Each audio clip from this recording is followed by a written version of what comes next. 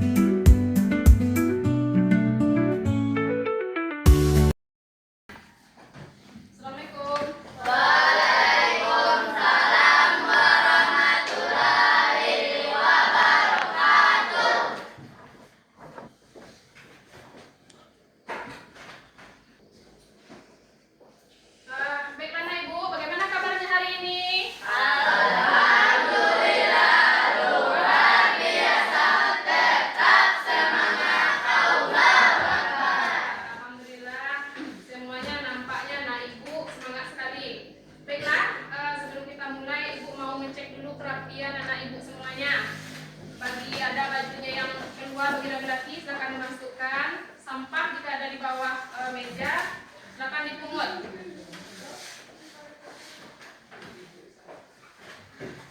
Sudah? Sudah.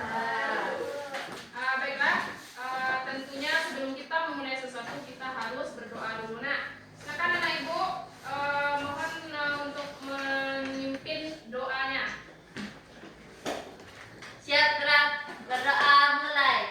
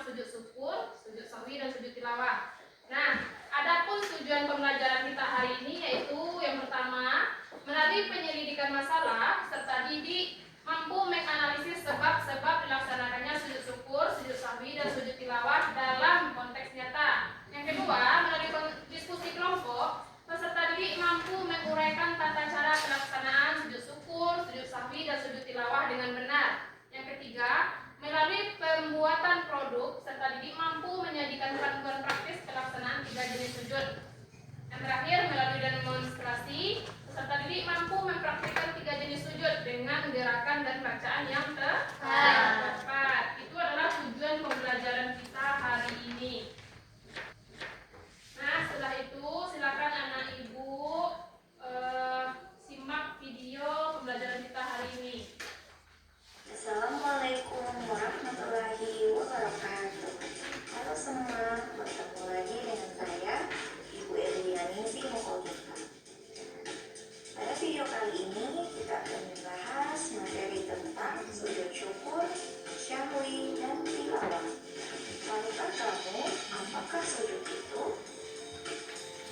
Sujud adalah posisi ibadah yang dilakukan dengan menundukkan kepala, menyentuhkan dahi, hidung, kedua tangan, kedua lutut, dan ujung kaki ke tanah. Sujud merupakan salah satu bagian dari sholat yang menunjukkan keimanan kepada Allah Subhanahu wa Ta'ala. Sujud dibagi dalam 3, yaitu sujud syukur, sujud syahwi, dan sujud tilawah. Berikut kita akan bahas tentang pengertian sujud syukur. Ingat, yaitu sujud yang dilakukan oleh seorang mukmin sebagai bentuk rasa syukur kepada Allah Subhanahu wa Ta'ala atas segala nikmat, karunia, atau pertolongan yang diberikannya. Hukum sujud syukur adalah sunnah muakkad. Adapun hadis tentang sujud syukur, yaitu sesungguhnya Nabi Shallallahu Alaihi Wasallam ketika mendapatkan kabar yang membahagiakan atau kabar gembira, beliau bersujud karena bersyukur kepada Allah. Dalam hadis tersebut terlihat bahwa Rasulullah langsung melakukan sujud syukur ketika menerima kabar gembira yang merupakan nikmat atau karunia dari Allah Subhanahu wa Ta'ala. Sujud syukur saat dilakukan ada doa-doa yang wajib dilakukan, yaitu Tuhanku yang Maha Tinggi. 4, duduk di antara 2 sujud, lalu sujud kembali sambil membaca doa yang sama. 5, setelah sujud kedua langsung salam. Jika sujud syahwi dilakukan secara salah, kesalahan dalam ibadah dan meminta bahwa Allah Maha Pengampun. Sekian dari saya. Assalamualaikum warahmatullahi wabarakatuh. Nah, itu adalah tadi penampilan dari video pembelajaran tentang salat sujud sahwi, sujud syukur, dan sujud tilawah. Di mana sujud syukur ini adalah kita menundukkan sujud itu kan adalah bagian dari salat. Di mana sujud itu kita menundukkan kening, hidung, serta tangan kita ke lantai. Jadi itu dia tentang pembelajaran kita hari ini. Setelah itu anak ibu silakan simak video tentang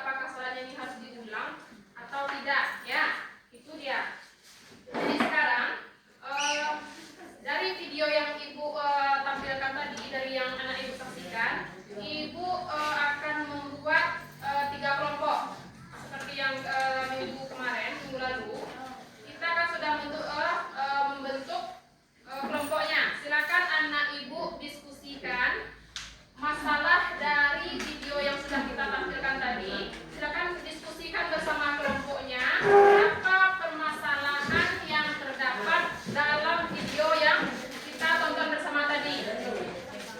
Nah, setelah itu nanti silakan dicarikan solusinya. Setiap kelompok diskusikan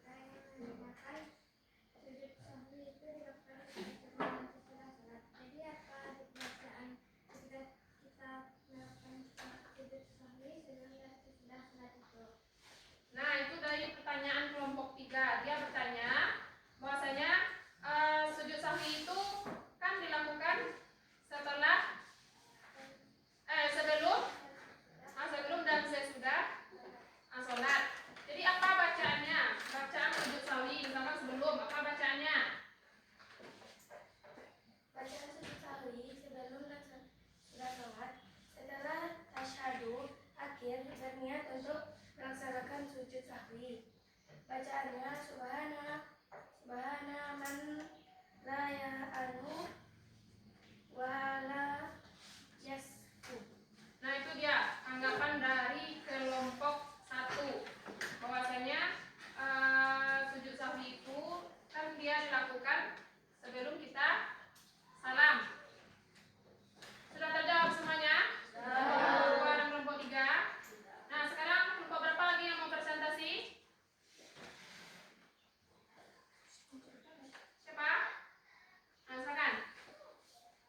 Baiklah, kami dari kelompok kita, dari yang kami amati, kami telah setuju kalau kita mencoba adalah sholat kan dari belakang sholatnya. Jadi lebih baik kita ulangi sholat dari awal saja. Nah, baik, dari kelompok 3, dari video yang kita tonton tadi, yang kita tampilkan tadi, dia kurang setuju. Ya, kurang setuju, nak? Kurang setuju kalau ketika kita lupa bilangan rakaat, dia kurang setuju kalau salatnya diulang kembali. Ya, berarti dia kurang setuju kalau salatnya itu diulang kembali. Karena kan dia dalam apa namanya? Dia kan itu termasuk lupa bilangan rakaatnya. Dia tidak mesti harus mengulang kembali. Ya, siapa yang mau bertanya? Ada yang mau menanggapi? Ya, silakan anak ibu yang kelompok 2 mau menanggapi kelompok 3.